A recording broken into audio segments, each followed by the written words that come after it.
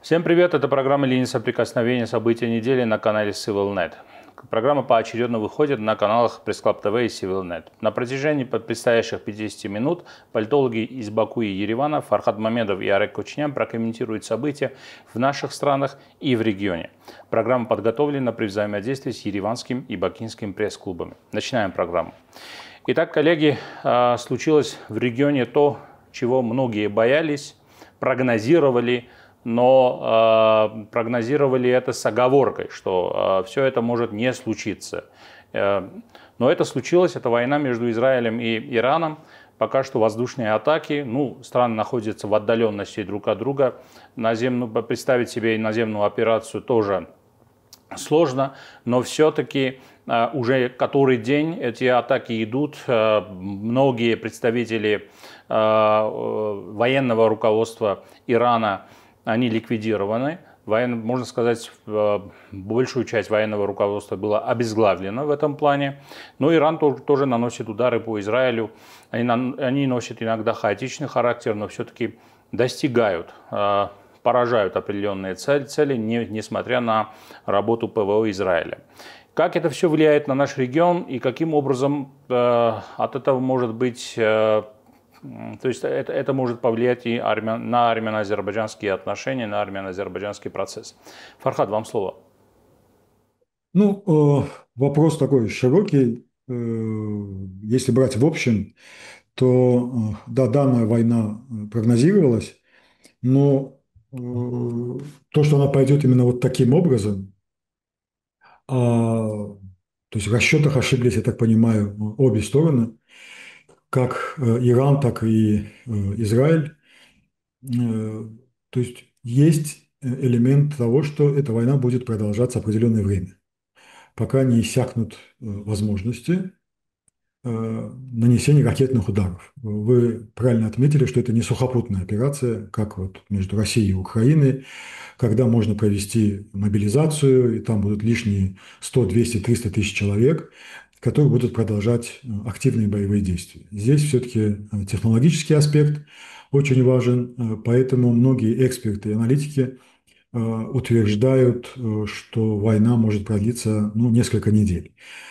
Потому как ракеты, пусковые системы, они имеют такое свойство заканчиваться. Наряду с этим все думают о новом статус-кво в регионе, в какой форме он будет, чем придется пожертвовать, значит, Ирану, может быть, и Израилю, но в большей степени, конечно, сейчас разговоры идут именно об Иране. Второй аспект, который беспокоит, это то, что первые дни войны, он все еще проходит в двустороннем формате. То есть это война между Израилем и Ираном. Хотя иранское официальное руководство, она обвиняет Соединенные Штаты Америки, все прекрасно знают, что США в той или иной степени, но участвуют в этой войне на стороне Израиля. Но сегодня мы можем зафиксировать, что удары наносятся пока что в двустороннем формате. Это важный элемент, так как не идет вовлечение третьей стороны, вне зависимости от того, где эта третья сторона находится.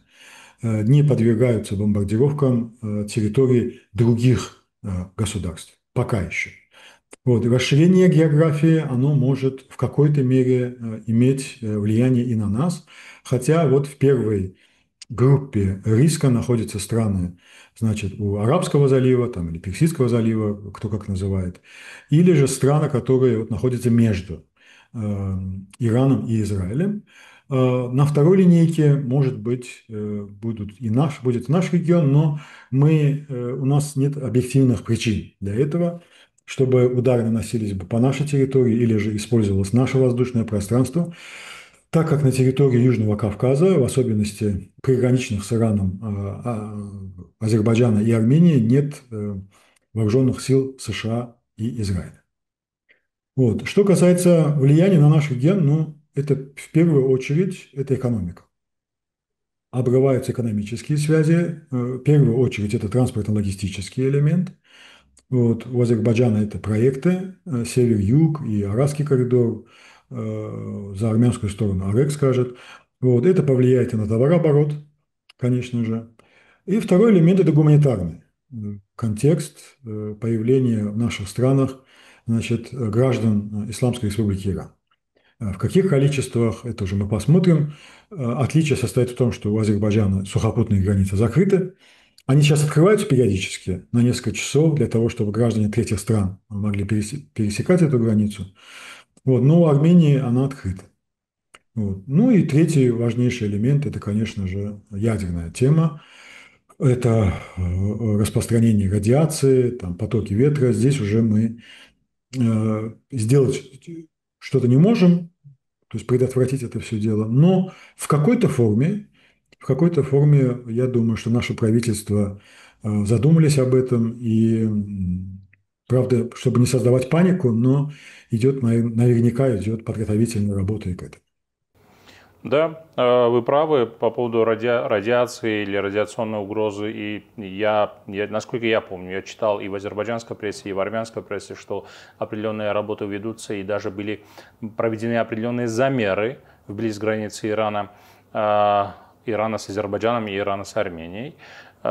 И, конечно, гуманитарный аспект это здесь тоже важен. Поток беженцев, они могут хлынуть и в Армению, и в Азербайджан, и это тоже определенная и угроза, и вызов, и, конечно, логистика. Арек, вам слово. Благодарю. Ну, в первую очередь нужно отметить, что Израилю удалось провести блестящую военную операцию. И подготовительная работа, и, значит, первые часы этих боевых действий, это было, наверное, что-то беспрецедентное, чтобы вот за несколько часов стране удалось ликвидировать практически все военное руководство другой страны, причем, скажем так, страны не маленькой, и страны не из третьего сорта, а Иранской Исламской Республики, это поражает. Это в первую очередь. Второе, совершенно согласен с коллегой насчет того, что вот война будет продолжаться до тех пор, пока стороны не исчерпают свои технологические возможности по продолжению этой войны, потому что эта война достаточно не классическая. Как вы, обе коллеги, сказали, у сторон нет общей границы, и только средства дальнобойные здесь используются. А это достаточно дорогие игрушки, это достаточно дорогие ресурсы, и, конечно же, ни у одной страны в мире, в общем-то, их не так, чтобы огромное количество. Это второй момент. Третий момент. На сей момент инициатива все-таки находится, на мой взгляд, у израильской стороны. Первые дни войны показывают, что хотя железный купол, он, в общем-то, не справляется с тем наплывом ракет, который Иран сумел обеспечить, но, с другой стороны, у нас нет явных данных о том, что вот у Ирана получилось хоть какие-то значимые стратегические объекты вывести из строя или уничтожить на территории Израиля, а данных, наоборот, в общем-то, огромное количество. И речь идет не только про, как я уже отметил, военное руководство, но и про инфраструктуру, но и про ядерные мощности, то есть это лаборатории, это заводы по обогащению, это военный потенциал, это военно-технологический потенциал, это заводы и так далее, и так далее. То есть вот таких данных у нас на сей момент огромное количество.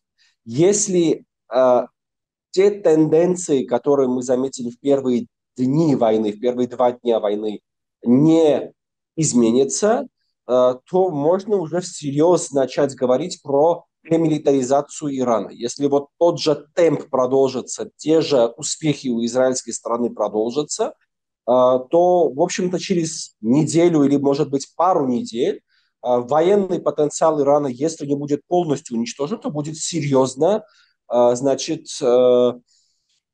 обескровлен, скажем так, да. Это еще один момент. Теперь перекинемся на наш регион. Кстати, я здесь тоже согласен с коллегой, что основной такой театр не войны, а театр, который будет ощущать на себе эффекты этой войны, это, конечно же, те страны, которые находятся между Израилем и Ираном. Это Ирак, Сирия, Иордан, в некотором смысле Ливан и так далее. Да? Наш регион, есть несколько элементов прямого, скажем так, характера. Это, конечно же, как уже было отмечено, возможность радиационного фона какого-то. Мы уже видели, что в одном из значит, уничтоженных объектов была утечка радиации, но МАГАТЭ сообщила, что утечка местного значения не может иметь значит, глобальных эффектов. В Армении, я не знаю, как в Азербайджане, в Армении сейчас в усиленном темпе 24/7, особенно на юге страны, проверяют радиационный фон, соответствующая организация в стране. Это, конечно же, миграционные риски, как коллега тоже об этом сказал. Мы это видим сейчас в Турции, мы это видим в Ираке. Не исключено, что вот такие же сильные волны мы увидим и на своих границах.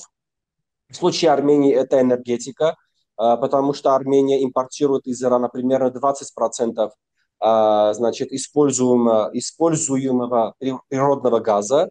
Это для Армении это, конечно, важный момент.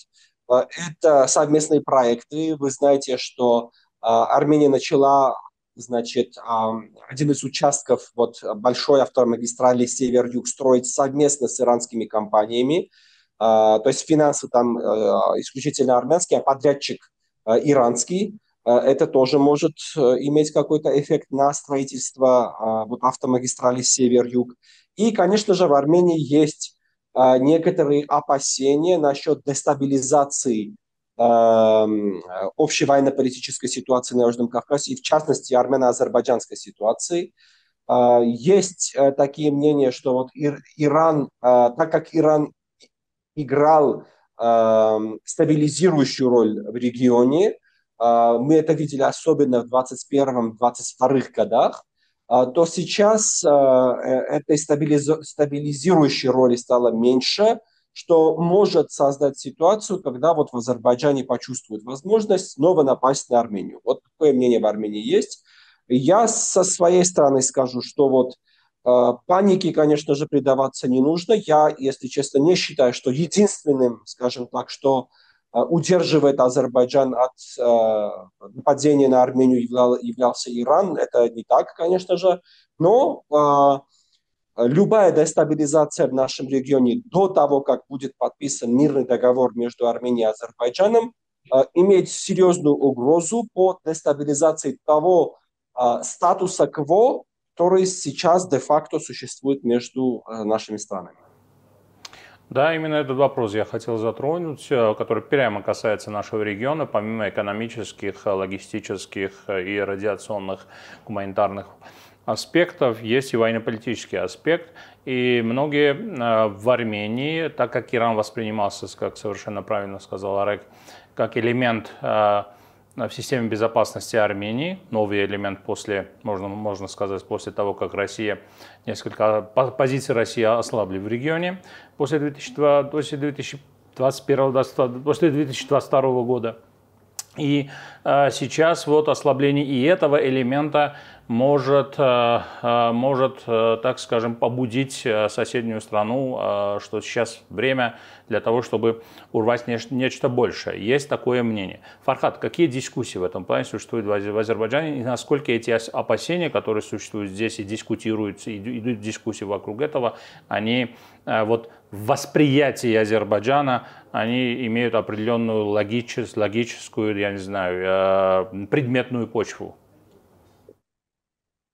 Знаете, Акшалусь, мы мусульмане, и у мусульман есть такое, что всегда нужно благодарить Бога за то, что ты проснулся, там, задышал и так далее. Да?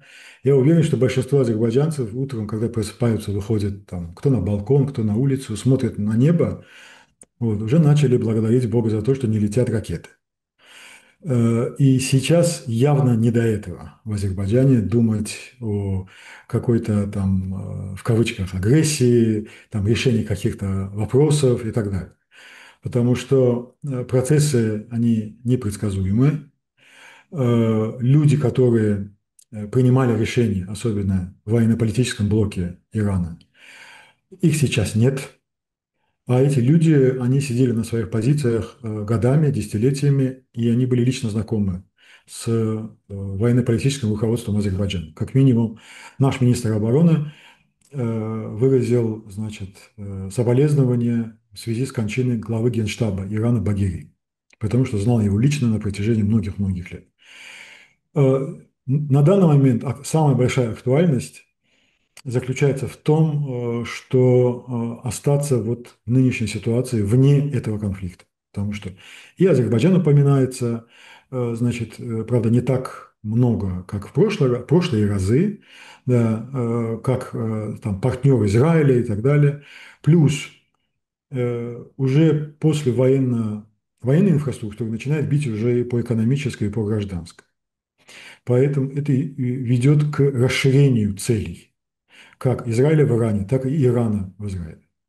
Плюс Иран угрожает бить по энергетической инфраструктуре региона. Какого региона он не упоминает. Это может быть и, опять же, страны залива, это может быть и Каспийское море и так далее и тому подобное. То есть, когда у режимов, вне зависимости от страны, у власти просто не остается выбора или же пространства для маневра, они начинают прибегать к самым радикальным угрозам. Поэтому Азербайджане сейчас все сконцентрированы на то, чтобы удержать вот нынешнюю ситуацию, чтобы наш регион, в частности Азербайджан, не становился пространством противостояния. Что касается планов, логически можно объяснить то, что мы на протяжении уже 2 лет оставили тему Зангезурского коридора транспортной коммуникации в Нахчеван через территорию Армении вне, значит, переговорного процесса. То есть об этом вообще не говорится. Это выведено из мирного договора. Премьер-министр Армении в ноябре прошлого года посылал там предложение. На это нет ответа. Мы сконцентрировались на иранском участке.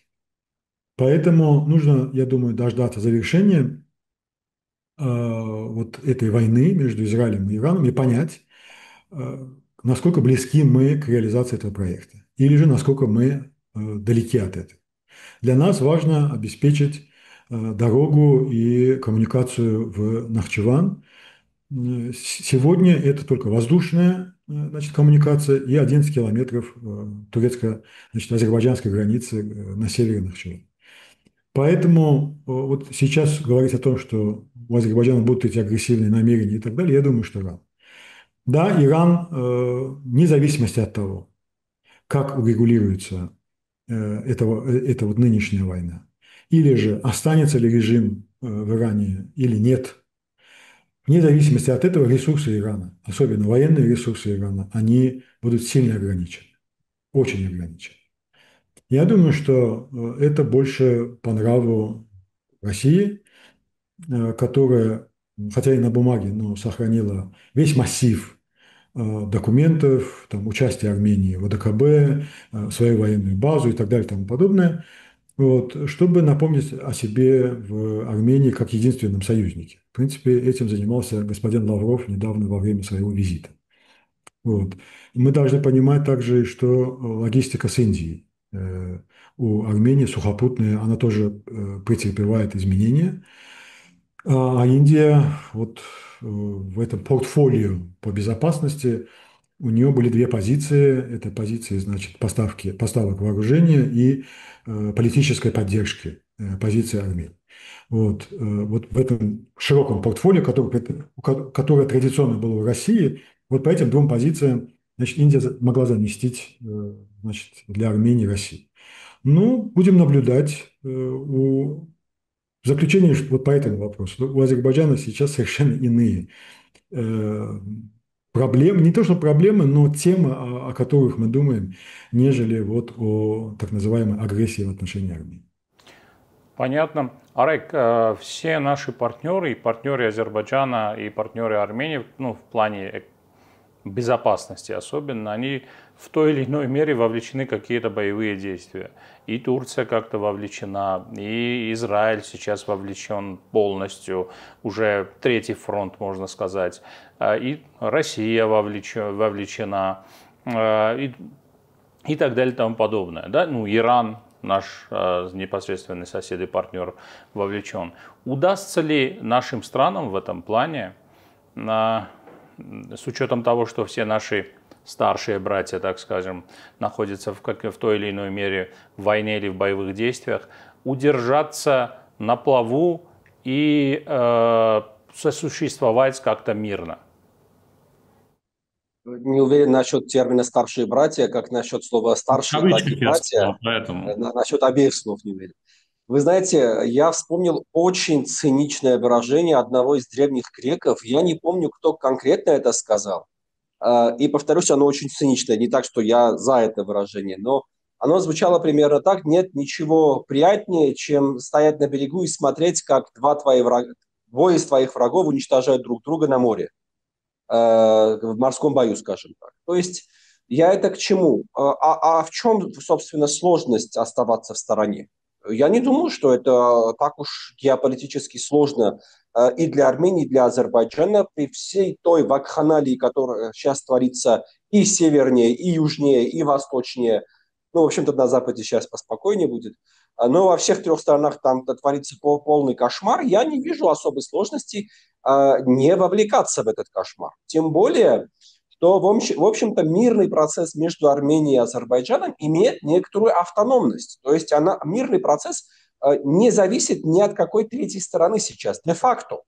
Мирный договор между собой. Да, Ереван и Баку успели переместить мирный процесс в двустороннее русло. Да, делимитация демаркации идет на двусторонней основе. Единственный формат, который сейчас, в общем-то, не двусторонний, это формат по коммуникациям, и он не активен.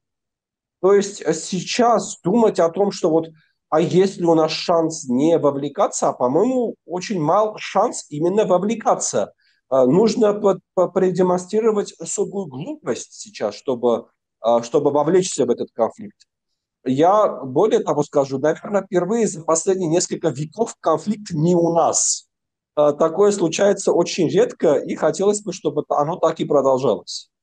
Ясно. В логистическом плане, вообще экономическом и так далее, мы несколько затронули эту тему. Я понимаю, что здесь выступают не логисты и не экономисты, но все-таки насколько восприимчивы, давайте разберем эту тему с высоты птичьего полета, на уровне обзора, можно сказать, да, насколько восприимчивы наши страны к ситуации в этом плане, к факторам, исходящим в негативном плане из Ирана сейчас, то, что там происходит. Армения – это газ, это дорога, это какие-то инвестиции, это экономические связи и так далее. Но Азербайджан тоже дорога, там газовых коммуникаций пока нет, но они в будущем могли бы быть. Это еще и гуманитарный фактор определенный и так далее. Фархад, давайте с вас начнем. То есть как вообще смотрится эта мозаика из Азербайджана? В прошлом году товарооборот между Азербайджаном и Ираном, кстати, и Ираном, и Арменией, он был одинаковый, по 650-700 миллионов долларов. Это в основном пищевая продукция, сладости, сухие фрукты и так далее, сухофрукты. Фармацевтика какая-то есть. То есть без этого всего прожить можно. И я думаю, что у нас сейчас посмотрим, насколько логические цепочки будут подвергаться бомбардировкам. Пока еще я не слышал, чтобы какие-то там вокзалы, железнодорожные развязки и так далее подвергались обстрелу. Но идет расширение списка целей. И это расширение списка целей может затронуть и эти элементы. Плюс военно-воздушные силы Израиля фактически в открытую оперируют в воздушном пространстве Ирана. И доходят до самых восточных регионов Ирана, например, бомбили аэропорт Мешхед. Поэтому сейчас говорить о том, что нынешняя ситуация, об экономических каких-то элементах, я думаю, что преждевременно, но с уверенностью можно сказать, что это будет иметь негативное влияние. У нас нет, например, денежных переводов, элемента денежных переводов нет, потому что там банк Милли Иран, он открылся и восстановил свою работу только после приезда Пезешкиана недавно в Азербайджан. До этого он был закрыт. То есть вот мы, конечно, нет такой критической зависимости, да, от Ирана, но есть совместные проекты. Это и «Газпрома», значит, с Ираном о поставках газа, это и «Север-Юг», и, опять же, «Арабский коридор». Вот эти, наверное, три стратегических проекта, о которых в ближайшем будущем нам придется просто забыть, что ли. Третий элемент – это устойчивость власти в Иране. То есть насколько власть окажется устойчивой, особенно после. Потому что они и так переживали острый экономический кризис. А сейчас это еще и подбитая инфраструктура. Будут ли они тратить те деньги, которые у них есть, на восстановление военной инфраструктуры, забыв гражданскую? Или же они перестанут, или же там рационально подойдут к этому делу и все-таки обратят внимание больше на экономику. Вот это тоже очень важный момент. Каков будет Иран после войны? Это самый, я думаю, что важный вопрос, который будет влиять, кстати, и на экономику. Цены на нефть, с другой стороны, тоже экономически имеют влияние. Они немножко выросли, но если, опять же, список целей будет расширен до энергетической инфраструктуры, то мы будем видеть, или же перекрытие Ормузского пролива, мы будем видеть подъем цен на нефть. То есть очень много факторов, которые негативно влияют на экономику Ирана и на экономические отношения между Ираном и Азербайджаном. Ну, еще и гуманитарный аспект, здесь он уже много упоминался. У нас граница закрыта, сухопутная. Были рейсы, несколько городов Ирана, которые прекратились. Соответственно, мы, пока даже есть желающие, даже если есть желающие пересечь границу, они явно понимают, что ехать к азербайджанской границе не имеет смысла на сегодня. Но если уже такая катастрофа будет, там, радиационная или же иная какая-то, то, конечно же, мы увидим очень много иранских граждан у себя в границе. Ясно, понятно. Арек, вам слово. Вы знаете, я вот слушал и понимал, какая у нас похожая ситуация. Вот практически то же самое у нас. Во-первых, рейсы, начну с самого последнего. Да, вот, во-первых, рейсы, у нас тоже было несколько рейсов, несколько городов, все отменены сейчас. Второе, это, конечно, логистика. Она есть, она важна, но она тоже для Армении не критическая, так как большинство наших перевозок происходит все-таки через Грузию. Да, с восточными рынками все больше в последнее время логистическая нагрузка проходила через Бандар-Аббас и через Иран, но все равно это не соразмерные, конечно, единицы. Абсолютное большинство нашей логистики, оно все-таки проходит через Грузию. Ну, порядка 20-25% через Иран. Ну, примерно так. Да. Третий момент, это, конечно же, опять-таки гуманитарный вопрос, радиационный вопрос, то есть те вопросы, на которые никак влиять ни Армения, ни Азербайджан не могут, и которые, в принципе, могут привести к каким-то катастрофам. И в перспективе, конечно же, все будет зависеть от того, насколько расширится театр боевых действий в плане ударов по коммуникациям, в плане ударов по энергетике, в плане ударов по населенным пунктам и в плане контрдействий иранской стороны, что не менее важно. Вот мы слышали, несколько официальных лиц в Иране заявили, что если Израиль будет наносить удары по энергетическим ресурсам Ирана, Иран сделает так, что ни одна страна в регионе не сможет добывать нефть, не сможет ее продавать. Это совершенно другой уровень дестабилизации. Тонкий намек на толстое обстоятельство, так сказать, да. Да, это, конечно же, будет совершенно другой, скажем так, конфликт.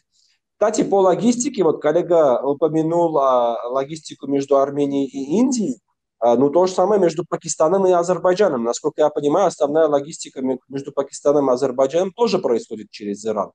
То есть и здесь есть некоторые схожие элементы, да, скажем.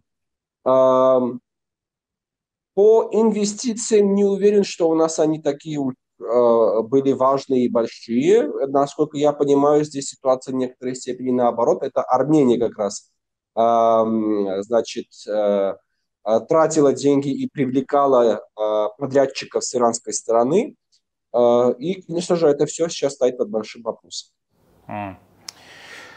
Ясно, понятно. И, наверное, Ну, последняя тема на протяжении вот этой дискуссии или экспертного диалога, который мы затронем, это просочившаяся в СМИ, просочившаяся в СМИ информация о том, что пока что не подтвержденная, о том, что в скором времени ожидается визит премьер-министра Армении в Анкару.